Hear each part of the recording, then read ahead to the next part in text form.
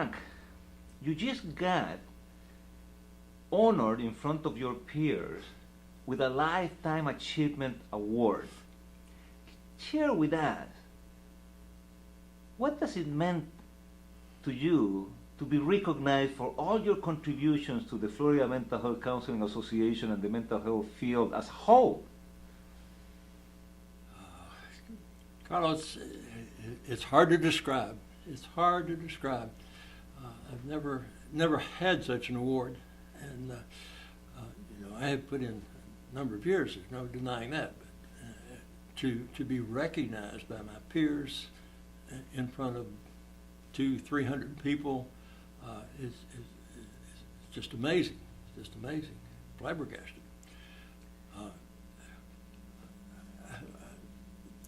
Didn't know you guys arranged this award. I sure did keep a secret because I had no idea that this was coming until I sat down at the table, and on the schedule for today was a listing of the awards that were going to be given, and that was the first I knew about it when I sat down at the table today.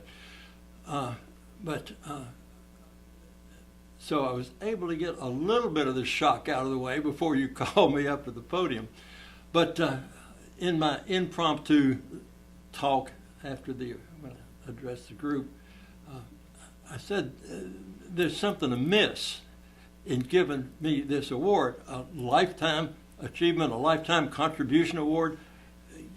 Usually you give that kind of award to somebody that's finished with their work and they have retired peacefully. Now, I've retired from clinical practice, but I am far from retired from making a contribution, attempting to make a contribution to the mental health community. I put in a shameless plug for what I am doing now. I've just set up a new nonprofit corporation in Florida. It is incorporated. It is the application for 501c3 status is in the hands of the IRS as we speak. And when that is completed, I would like for people to go to my website and find other ways of implementing some of the ideas that I am promulgating with this corporation called Awareness of Mental Health, Inc. The idea is that mental health is really a great deal more than simply the absence of mental illness.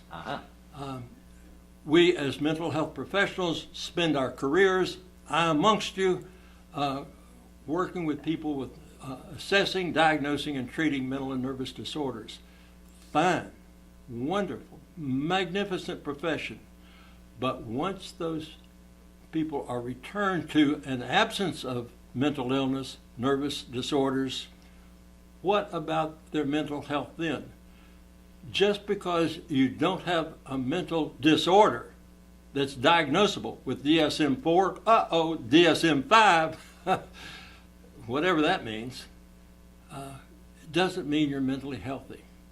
So I'm trying to get the ideas across of what mental health is, my own ideas on it, but there are other ways of defining mental health, surely, but I have a particular take on it. Very good. Perhaps I'm digressing because this Lifetime Achievement Award is very meaningful to me. My family and friends will be nonplussed with it, and I appreciate it deeply. But I would not like any member of FMHCA to think that I'm through with my contributions to the organization or to the profession and to the community at large. One thing I can certainly attest to that, but at the same time, remind everybody that you are our active parliamentarian on the board and that you help us abide by the bylaws. And in fact, you got the bylaws amendment approved today. So you are not only an asset for us, but also an ongoing contributor. So from that point of view, what are your thoughts about FMHCA? Where do you see us going or need to go, within the next 3 to 5 years? How that matches with your idea that mental health is more than the absence of a mental disorder. Well, we got two major thoughts in there, Carlos. Let me address your idea about where FMHCA is going. FMHCA right now, today, February of 2014, is in the best shape that it has ever been in, and I'm going back a long way with the organization. It has never been better, but it needs to take another quantum step forward. We have been depending on volunteer leadership for all of these years, and we have been extremely fortunate in the last several years with Steve Gunter, Denny Vanderhosel,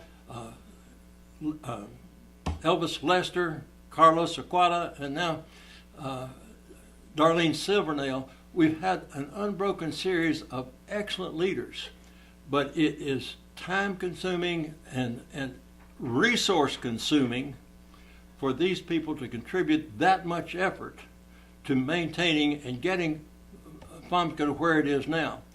What I'm saying is we need to have an executive director who will take on the responsibilities under the guidance and policies of the board of directors, a volunteer board that will continue. But the administrative and implementation of policy and construction and maintenance of the annual conference needs to be in professional hands. Without that, we simply cannot forever continue the good streak we've had of excellent presidents that have been willing to contribute the time and effort and resources that they have. So FMHCA needs an executive director. Without it, disaster could happen. If we were to have the misfortune of having a poor leadership for even a single year.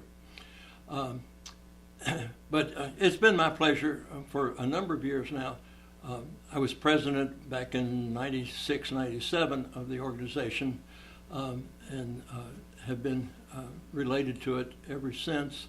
The last several years, 5 or 6 years, I've been parliamentarian to the board, and it's a wonderful position. I don't have the responsibility of casting a vote, but I get to sit in on all the meetings and I get to put in my 2 cents worth, whether they like it or not. They listen to the comments and observations that I have about what's going on. So I get to participate with the board without having even the responsibilities of a volunteer board member. So that's a pretty neat position to have. Carlos, one other thing I'd like to say about the future of the organization and the future of the young people.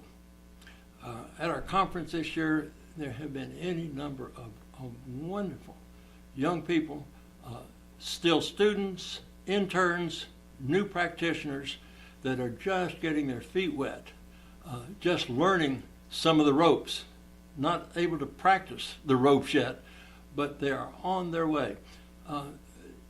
If there's any one thing that could be taken from my considerable number of years of experience, is that the value of becoming involved with such as your local chapter, your state chapter, your national chapter of an organization like this, the benefits are just enormous. A true story. Carlos and I were setting up this interview here for what we're doing as we speak. About 1 minute before we turned on the cameras, I got a call on my cell phone from Gray Otis. Now, Gray Otis was former president last year, or maybe the year before, of the American Mental Health Counselors Association. Gray and I met at an AMCA conference years ago and have maintained that friendship. He's in Salt Lake City, Nevada. Yes. Is it Nevada? Salt Lake City? think Utah. so. Utah. I'm sorry. Goodness, great. Sorry. My point is that even as we speak, the contacts that I've made over the years reach out and touch me.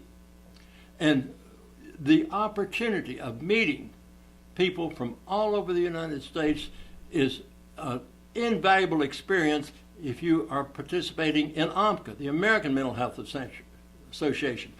The opportunity of meeting and making lifelong friends with people all over the state of Florida comes from joining the Florida Mental Health Counselors Association. The opportunity of networking at a local level comes from joining your local association. And if you don't have a local association of mental health counselors that's affiliated with FMHCA, get in touch with us and we'll help you start a chapter in your local area.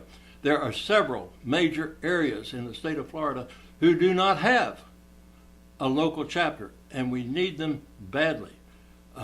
Jacksonville, Miami, Fort Lauderdale. No, Fort Lauderdale has a budding chapter that's doing very well. Any major metropolitan area, Naples.